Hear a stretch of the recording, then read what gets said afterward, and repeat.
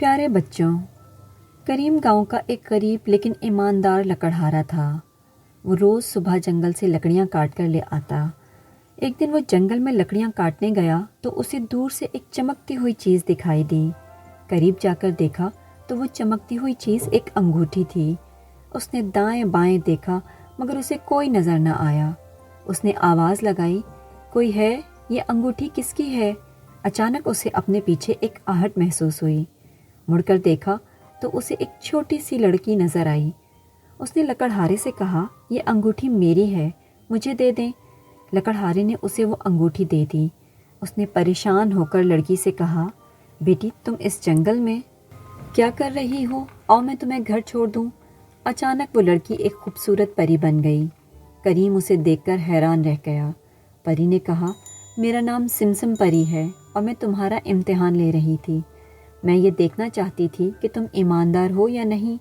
پھر اس پری نے کریم کو انعام میں ایک سونے کا پیالہ دیا اور کہا، اگر تم کھانا بنانا چاہو تو اسے حکم دینا، اس میں مزیدار کھانا بن جائے گا۔ تم اس سے جو کھانا لینا چاہو یہ حاضر کر دے گا۔ کریم بہت خوش ہوا اور خوشی خوشی گھر کو چل دیا۔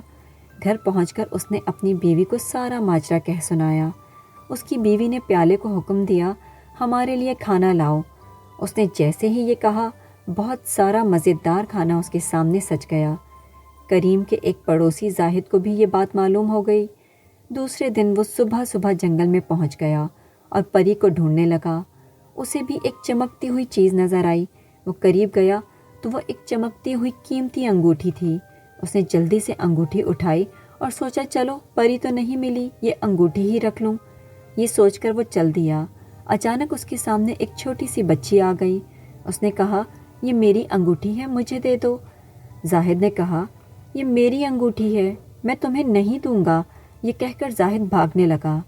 اچانک اس کے سامنے ایک خوفناک شکل کی چڑیل آ گئی اور اس نے زاہد سے کہا کہ تم بہت لالچی ہو، یہ انگوٹھی مجھے واپس کرو ورنہ تمہیں نہیں چھوڑوں گی۔ یہ سن کر زاہد نے انگوٹھی پھینکی اور گھر کی طرف بھاگا۔ کئی دن تک وہ ڈر کے مارے باہر نہیں نکلا۔ اس نے لالچ سے توبہ کر لی۔ تو بچوں، اسی لیے کہتے ہیں کہ لالچ بری بلا ہے۔